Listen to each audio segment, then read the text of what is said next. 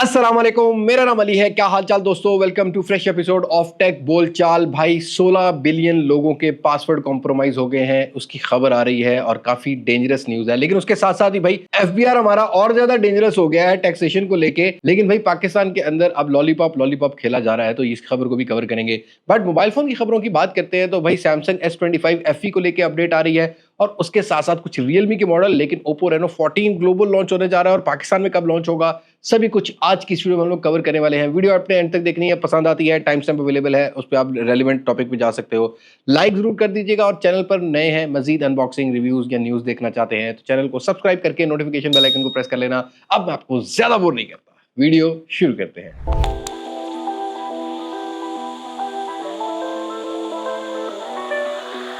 सबसे पहली खबर की बात करते हैं तो इस लॉलीपॉप को लेकर निकल कर आती है। जी हाँ दोस्तों, ये लॉलीपॉप हमें पिछले जब से पाकिस्तान आजाद हुआ ना 75 सालों से दिया जा रहा है। अब एक और नया लॉलीपॉप आ गया। ऑल्दो अच्छी खबर भी इसी में है। इस लॉलीपॉप को लेकर अच्छी खबर ये कि पाकिस्तान के अंदर 25 करोड़ अवाम में से 200 मिलियन मतलब 20 करोड़ अवाम इंटरनेट सब्सक्रिप्शन पर पहुंच चुकी है, जिसकी खुशी में गवर्नमेंट ने 2 GB डाटा दे दिया है। जो सेलुलर नेटवर्क्स हैं उनको, इसमें ब्रॉडबैंड यूजर्स भी हैं, इसमें आपको सेलुलर नेटवर्क्स भी मिलते हैं। बट हैरानगी की बात यह है कि आज के टाइम में ये लॉलीपॉप गवर्नमेंट देने के बाद फौरन वापस भी ले रही है, बिकॉज आपको पॉलिसीज बेटर नहीं मिलती। डिजिटल कंटेंट क्रिएटर के लिए पॉलिसी बेटर नहीं है, आपके आज के टाइम में इंटरनेट की स्पीड बेटर नहीं है और डिजिटल पॉलिसीज ही नहीं बन रही कि कैसे आईटी एक्सपोर्ट को बढ़ाया जाए। इंटरनेट यूजर क्या बन गया, मतलब पाकिस्तान के अंदर अगर 20 करोड़ यूजर है भाई, इस 20 करोड़ यूजर का सिर्फ 10 करोड़ यूजर का यूट्यूब चैनल और हर यूजर एक सिर्फ $500 भी कमाए ना, तो भाई जितना आप IMF से लोन वगैरह लेते हो ना, तो ये तो वैसे ही जो है ना वो आपको पैसे रेमिटेंसेज में आ जाते हैं। इतना पैसा कमा सकती है वहाँ। लेकिन मेरा कहने का मकसद ये है कि थोड़ी सी पॉलिसीज को बेटर करने वाली बात है। खैर, ये पीटीए की तरफ से खबर थी, लेकिन पीटीए की तरफ से एक सैड न्यूज़ और अच्छी न्यूज़ भी इसमें कह सकते हो। भाई मैं कंफ्यूज हो जाता हूँ, ये अच्छी है या सैड है। अभी हम लोगों ने रिसेंटली आपको बताया था कि पीटीए ने कुछ रिलैक्सेशन दी है इंपोर्टर्स को, जिसके ऊपर कुछ टैक्स रिलैक्सेशन दी थी। जैसा कि आईफोन्स के कुछ मॉडल्स हैं, 14 प्रो मैक्स 15 प्रो मैक्स तक के मॉडल हैं, उनका टैक्स इंपोर्टर को कम पड़ता था तो मार्केट में जरा कम प्राइस कम हो गई थी। इसी तरीके से पिक्सल के फ़ोन है और सैमसंग के फ़ोन है, पहले इनकी जीबीज का कोई जो है ना वो एक लिमिट नहीं थी कि 256 GB वाला आ रहा है या 512 GB वाला आ रहा है या 128 GB वाला आ रहा है। लेकिन अब नया काम कर दिया भाई एफबीआर ने। अभी एक लिस्ट सामने आई है, ये भी फिलहाल एक ऐसा है कि ये मुसद्दिका है खबर। इसको अभी मैं थोड़ा सा रिसर्च करूंगा, लेकिन अभी खबर ये आई है कि 1 to 8 GB ही सिर्फ अलाउ किया है जिनके टैक्स कम बनेंगे। तो जो आपको ज़रा कम टैक्स वाले फ़ोन जो इंपोर्टर इंपोर्ट कर रहा होगा उसके अंदर ज़्यादा 1 to 8 GB वाले वेरिएंट मिलेंगे। लाइक 2025 के अंदर भाई एक बंदे का व्हाट्सएप का डाटा ही जो है ना वो 5-5 8-8 GB पहुंच जाता है। उसके अलावा और चीज़ें भी डालते रहो, गेमिंग शेमिंग करते रहो, तो 1 to 8 GB का तो पता नहीं लगता, जैसे एक छोटे नान का पता नहीं लगता आज के टाइम में, या पिज़्ज़े का नहीं पता लगता, वैसे 1 GB का भी नहीं पता लगता। तो 256 GB वाली फाउंडेशन की मुझे इनकी लॉजिक समझ ही नहीं आई है कि भाई फ़ोन तो वही है ना, स्टोरेज का फ़र्क है, तो बंदा थोड़े से पैसे एक्स्ट्रा भर रहा है ना, उसके स्टोरेज की भर रहा है, वो ब्रांड तो ऑलरेडी पैसे चार्ज कर रहा है। आप टैक्स जब आपने कम किया तो आपको सारे वेरिएंट्स पे टैक्स कम करना चाहिए। बहरहाल ये लिस्ट में से हमने शेयर कर रहा हूँ, पॉज करके स्क्रीनशॉट भी ले सकते हो। वैसे डेडिकेटेड शॉर्ट वीडियो भी दूंगा, उसके ऊपर आप जरा तसल्ली से देख लेना कौन कौन से मॉडल है कौन कौन से नहीं। और आप लोग भी बोलोगे क्या भाई टेक बोलचाल में ज्यादा सियासी खबरें। भाई आज के बजट के बाद, ये जो बजट गुजरा है 2025 का और 26 का, इसके बाद तो ज्यादा टैक्स को लेके खबरें निकल कर आ रही हैं। अभी एफबीआर की एक सेनेट कमेटी में कुछ डिस्कशन हुई है एफबीआर वालों की कि भाई ये जितने भी डिजिटल ऑनलाइन टीचर्स हैं जो कि पढ़ा रहे होते हैं, ये बड़े पैसे कमाते हैं भाई, ये तकरीबन 20 से 30 मिलियन जो है ना वो कमा रहे हैं, इनके ऊपर कोई ड्यूटी लगा देनी चाहिए, 2% 4% चार्ज कर लेना चाहिए। और खुदा दा वास्ता है बंदियां ने रोजगार अपने लाए ने, ठीक है, महंगाई तुसी कट नहीं कर पा रहे, लोगों तो टैक्स ला पा रहे हो। एक बंदा जरा ना सवेरे टीचिंग की नौकरी करता, शाम ਨੂੰ आके बेचारा एक जगह पढ़ाने तो जगह तो समझता है कि भी मैं अपने जरा थोड़े जे डिजिटल टीचर की तरह मैं एक अपना ਜਿਹੜਾ ਲੈਕਚਰ ਹੈ ਜਾਂ ਮੈਂ ਆਪਣੀ ਸਟੱਡੀ ਜਿਹੜੀ ਮੈਂ ਪੜ੍ਹਾਣੀ ਹੈ ਲੋਕਾਂ ਨੂੰ, ਉਹ ਮੈਂ ਅਪਲੋਡ ਕਰਦੇ ਆ YouTube ਤੇ ਜਾਂ ਕਿਤੇ ਵੀ ਅਪਲੋਡ ਕਰਦੇ ਆ, ਉਹਦੇ ਨਾਲ 2 ਪੈਸੇ ਮੈਂ ਕਮਾ ਲਵਾਂ, ਮੇਰਾ ਗੁਜ਼ਾਰਾ ਹੋ ਜਾਵੇ, ਤੁਸੀਂ ਉਹ ਵੀ ਖੋਣ ਦੇ ਚੱਕਰਾਂ 'ਚ। और भाई ये काफ़ी ख़तरनाक खबर है, बिकॉज 16 बिलियन पासवर्ड्स कॉम्प्रोमाइज हुए, डाटा ब्रीच हुआ है डिफरेंट प्लेटफॉर्म्स पर। तकरीबन 30 डिफरेंट डाटाबेस जो है प्लेटफॉर्म्स हैं जहां पर 16 बिलियन लोगों के पासवर्ड्स कॉम्प्रोमाइज हुए हैं, जिसमें गवर्नमेंट डाटा है, जिसमें सोशल मीडिया का डाटा है, जिसमें बैंक्स डाटा है,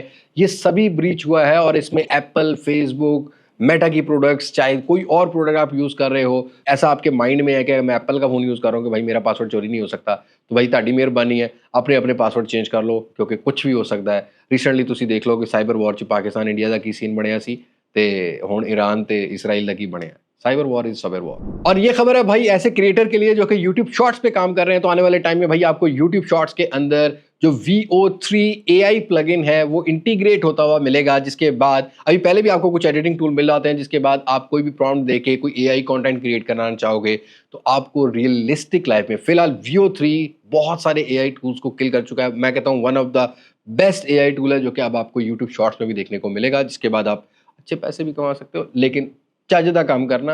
मैं बहुत सारियां देखियां चीज़ां ਜਿਹੜੀਆਂ ਚੱਜਦੀਆਂ नहीं है। अच्छा भाई, ਚੱਜ ਦੇ ਕੰਮ ਦੀ ਗੱਲ ਕੀਤੀ है तो एक बंदा ऐसा है दुनिया 'ਚ ਜਿਹੜਾ समझदा है कि ਜਿਹੜਾ ਉਹ ਕੰਮ कर रहा है वो सारे ਚੱਜ ਦੇ कर रहा है और ਚੱਜ ਦੇ मुल्क ਦਾ वो प्रेजिडेंट है। जी हाँ दोस्तों, मैं गल कर रहे हैं डोनाल्ड ट्रंप। जैसे कि मोदी के मुंह से आपने सुना होगा। खैर पंजाबी और उर्दू को जरा थोड़ा सा मिक्स कर दिया, थोड़ी कैजुअल होनी चाहिए। बट अगर डोनाल्ड ट्रंप की बात करते हैं तो डोनाल्ड ट्रंप ने भाई अपना एक फ़ोन $700 में दे दिया, जिसमें डोनाल्ड ट्रंप का ये क्लेम है कि सबसे ज़्यादा जो सिक्योर होगा, आपकी प्राइवेसी को सिक्योर करने वाला है। यहाँ पर मिलिट्री ग्रेड आपको सिक्योरिटी मिलेगी, बाकी 48 मेगापिक्सल का कैमरा, डुअल आपको सिम्स की सपोर्ट मिलेगी, 5G कनेक्टिविटी, और हो सकता है कि ये फ़ोन बहुत जल्दी कमर्शियली मार्केट में भी अवेलेबल कर दिया जाए। तो फिलहाल ये यूएसए रीजन का फ़ोन होने वाला है, लेकिन वो जो हम खबरें सुन रहे थे ना कि एलन मस्क अपना जो है ना वो एक टेस्ला का फ़ोन लेके आएगा, वो ले आया नहीं ले आया, पर अंकल ट्रंप ने लाया है। और मज़े की बात ये है कि इसके जो पार्ट्स हैं वो कुछ कोरिया में तैयार हुए हैं और कुछ चाइना में तैयार हुए हैं। और थोड़े अरसे की पहले की बात करते हैं तो हमारे साहब जो ट्रंप साहब है ना, वो ये समझते थे कि मेक अमेरिका और अगेन मैं अमेरिका को जो है ना बड़ा बनाना है, सारी चीज़ें अमेरिका में बनानी है, तो असेंबल ही अमेरिका में होगा, बाकी सारी चीज़ें चाइना और कोरिया में बनने वाली हैं। तो ट्रंप साहब कुछ ख्याल करो दुनिया का, कुछ अपना भी ख्याल करो। कबर च तुहाडा पैर है, बाद च जाके कीड़ियां ने तुहानू खाना, बल्कि साड़ ही देना तुहानू। तो आते हैं अपनी मोबाइल फोन की खबरों की तरफ, और यहाँ खबर है भाई ऑनर पाकिस्तान की तरफ से। अभी ये फिलहाल फोन वर्ल्ड से जो है हमने थोड़ी इन्फॉर्मेशन ली है, तो huge shout out to phone world, ਜਿਹੜਾ मुद्दा पाना इन्हों तो पा देने सी। लेकिन भाई ऑनर की तरफ से खबर ये आ रही है कि ऑनर अब पाकिस्तान के अंदर कुछ लोकल असेंबली वाले फोन अपने ऑनर एक्स सीरीज के लाने वाला है। इससे पहले हमें ऑनर के फोन जरूर मिल रहे थे, बट इतने ज़्यादा एक्सपेंसिव थे कि वो लोगों की अफोर्डेबिलिटी भी नहीं आते थे, और ऑनर वैसे भी पाकिस्तान के अंदर मार्केटिंग नहीं कर रहा था। तो अब फाइनली खबर ये आ रही है इनकी तरफ से कि भी पाकिस्तान के अंदर जो कुछ रजिस्ट्रेशन होती हैं, जो प्रोसेस होता है, वैसे यहाँ पर जो IMEI डेटाबेस वगैरह है वो इतना लीगली शो नहीं किया जाता, तो वहाँ से खबर तो नहीं आ सकती। लेकिन इन्होंने कुछ अपनी डिवाइसेस पाकिस्तान के अंदर इंपोर्ट करना शुरू किया और उसको असेंबली लाइन पे लाना शुरू कर दिया, जिसके रजिस्ट्रेशन प्रोसेस को कंप्लीट किया। तो आपको आने वाले टाइम में ऑनर के प्रॉबली ये 50-50% है पाकिस्तान के अंदर अगर असेंबल होते हैं तो चलो रेट कुछ कंपेटिटिव होगा। तो अच्छी बात यह है कि ऑनर पाकिस्तान के अंदर एक वेल नोन ब्रांड रहा है, और ऑनर को अब अपना जो शेयर है या अपना इमेज है जो उसने लॉस कर लिया है उसको रीगेन करना चाहिए, डिपेंडिंग ऑन प्राइस। और भाई ये खबर है ओप्पो की तरफ से। ओप्पो रेनो 14 सीरीज लॉन्च होने जा रही है ग्लोबल मार्केट में। इससे पहले चाइना की मार्केट में लॉन्च हो चुकी है, जिसकी स्पेसिफिकेशन ये थी कि भाई जो रेनो 14 था उसके अंदर डायमेंसिटी 8350 मिल रहा था, और प्रो जो था डायमेंसिटी 8450 मिल रहा था। बाकी ऑलमोस्ट वही स्पेसिफिकेशन है जो कि पिछली जनरेशन की थी, बट ये ग्लोबल मार्केट में लॉन्च होने जा रहा है 1 जुलाई को मलेशिया की मार्केट में। फिर आपको ये ग्लोबल मार्केट के जो डिफरेंट रीजन है उसमें मिलेंगे। और पाकिस्तान की मैं लॉन्च डेट की बात करता हूँ तो एंड वीक ऑफ जुलाई या आपको अगस्त के पहले वीक में पाकिस्तानी मार्केट में रेनो 14 सीरीज लॉन्च होती हुई मिलेगी। अभी फिलहाल रेनो 14F सामने नहीं आया, बट मैं ओप्पो से रिक्वेस्ट करना चाहूँगा भाई, रेनो 11F आपका ऐसा फ़ोन था जिसने आपका एक इमेज रीगेन किया था मार्केट में। आप अगर अच्छी स्पेसिफिकेशन अपने F वेरिएंट में ले आओगे तो बहुत सारा बायर ऐसा है जो कि मिड रेंज सेगमेंट में फ़ोन बाय करता है, जिसकी उम्मीदें होती हैं कि भाई हम एक वेल नोन ब्रांड का फ़ोन यूज़ करेंगे जिसमें हमें कुछ दिल की सिक्योरिटी भी मिल जाएगी और दिमाग की सिक्योरिटी भी मिल जाएगी, पैसा भी सिक्योर होगा। लेकिन जब आप करते हैं ना स्नैपड्रैगन 685 जैसे जो गोलमाल काम है, तो फिर लोगों का थोड़ा सा, या ओप्पो A5 प्रो जैसा काम करते हैं तो फिर लोगों का थोड़ा सा एतमाद जो है वो टूटता है। बहरहाल मुझे लगता है कि सभी कंपनीज़ को कंपेटिटिव प्राइस पाकिस्तान में बनाने की ज़रूरत है। फाइनली ओप्पो रेनो 14 सीरीज़ जो है वो आपको जुलाई एंड या अगस्त के फर्स्ट वीक में मिलेगी। और दोस्तों पहले ऐसा होता था कि हम लोग ग्लोबल मार्केट में देखते थे कि सैमसंग या एप्पल एक ट्रेंड सेट करते थे, फिर बाद में जो चाइनीज़ OEM है या चाइनीज़ ब्रांड है ये फॉलो करते थे। लेकिन जो बैटरी टेक है अब इसमें लास्ट 2-3 ईयर्स के अंदर हम देख रहे हैं कि चाइनीज़ ब्रांड ट्रेंड सेट कर रहे हैं, जैसा कि बिगर बैटरी और सिलिकॉन कार्बन वाली बैटरीज ये हमें सभी चाइनीज ब्रांड के साथ देखने को मिली, जितने भी फेमस हैं, चाहे वीवो है, शाओमी है, ओप्पो है, इन सब की साइजेस बैटरी के बड़े हो गए। बट सैमसंग और एप्पल ने वो चीज़ अडॉप्ट नहीं की है। लेकिन यहाँ एक रिपोर्ट सामने आ रही है कि सैमसंग टेस्ट कर रहा है सिलिकॉन कार्बन बैटरी जो कि 7000 mAh की होने वाली है। प्रॉबली ये इनकी जो नेक्स्ट जनरेशन S सीरीज़ की आएगी, S26 सीरीज़ आएगी, उनमें डाली जाए। लेकिन सैमसंग अभी भी क्यूरियस है इस चीज़ को लेके कि भाई ये जो सिलिकॉन कार्बन बैटरी है इससे कैसे फ़ोन को सेव किया जाए, क्योंकि सैमसंग पहले जो सैमसंग का नोट 7 लॉन्च हुआ था उस पर ठीक ठाक लॉस बैटरी को लेके जो है ना वो बियर कर चुका है। बट अब सैमसंग थोड़ा क्यूरियस नज़र आता है, बट टेस्टिंग चल रही है इनकी।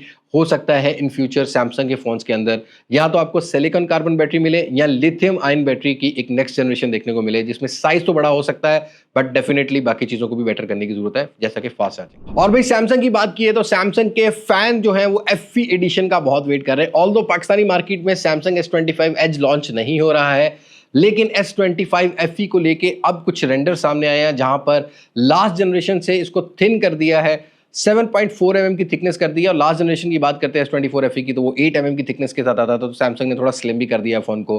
और बताया जा रहा है कि बाकी आपको यहाँ पर जो स्पेसिफिकेशन है वो सिमिलर मिलेंगी एक्सेप्ट हार्डवेयर के अंदर अब इस टाइम लग रहा है कि भी सैमसंग जो है वो एक्जीनोस का 9400 अडॉप्ट कर सकता है, क्योंकि स्नैपड्रैगन के हार्डवेयर काफ़ी ज़्यादा कॉस्टली हो गए हैं।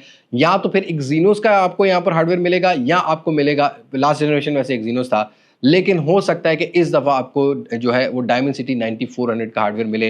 बहरहाल ये Q4 मतलब इस साल के जो लास्ट 4 मंथ्स होंगे उनके अंदर कहीं ना कहीं लॉन्च होता हुआ मिलेगा। तो अभी पहली अपडेट आई है S25 FE को लेके, जैसे जैसे अपडेट मिलती रहेगी आपको टेक बोलचाल में वो अपडेट भी हम देते रहेंगे। अब देखो भाई, बाकी सारे ब्रांड तो कुछ चेंज कर रहे हैं, लेकिन अगर एप्पल की बात करते हैं तो एप्पल कहता है कि भाई मैं सख्त लौंडा हूं और मैं कुछ भी चेंज नहीं करूंगा। लेकिन वक्त आ गया है कि एप्पल के फ़ोन्स के अंदर अब कुछ चीज़ें चेंज होंगी। जैसा कि बड़ी नॉच के बाद हमें मिल रहा था एक डायनेमिक आइलैंड, अब ये खबर डिजिटल चैट स्टेशन बता रहा है कि भाई जो नेक्स्ट जनरेशन अब सितंबर में लॉन्च होने वाली है, प्रोबेबली वो आपको डायनेमिक आइलैंड के साथ मिले, लेकिन उसके बाद की जो जनरेशन होगी उसके अंदर अंडर डिस्प्ले कैमरा, मतलब वो जो नॉच है उसको छोटा कर दिया, पंच होल मिल सकता है या अंडर डिस्प्ले मिल सकता है। फिलहाल खबर कुछ ऐसे है कि 50-50 के अंडर डिस्प्ले भी हो सकता है या जो डायनेमिक आइलैंड है उसको मजीद छोटा कर दिया जाता है।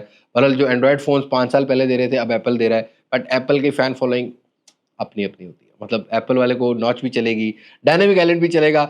एप्पल के फ़ोन में आईपीएस पैनल लगा दो, मसला नहीं है। 720p लगा दो, मसला नहीं है। बस एप्पल का लोगो होना चाहिए, बाकी कोई सीन नहीं है। और अपनी लास्ट एक बोलचाल की बात करते हैं तो भाई जब से हमने GT7T और GT7 को कवर किया है, आप लोग बहुत ज़्यादा डिमांड कर रहे हैं कि भाई ये पाकिस्तान में कब आएंगे। ऑल्दो इसकी ग्लोबल लॉन्च हमने जाके पेरिस में कवर कर ली थी, बट भाई पाकिस्तानी लॉन्च डेट टेंटेटिव सामने आ रही है कि जुलाई के जो मिड के एंड, मतलब मिड और जो एंड डेज होंगे ना, आफ्टर 15 जुलाई पाकिस्तानी मार्केट में Realme GT7 के इस टाइम चांसेस बन चुके हैं 7 और 7T के, क्योंकि इनकी ग्लोबल टीम से भी हमारी बात हुई तो उन्होंने कहा था जुलाई के अंदर पाकिस्तान की मार्केट में लॉन्च करेंगे। तो आपको जो है ना वो इसके अराउंड 7T भी मिलने वाला है, GT7 भी मिलने वाला है। लेकिन कुछ खबरें ये भी कह रही हैं कि Realme की नंबर सीरीज भी आने वाली है।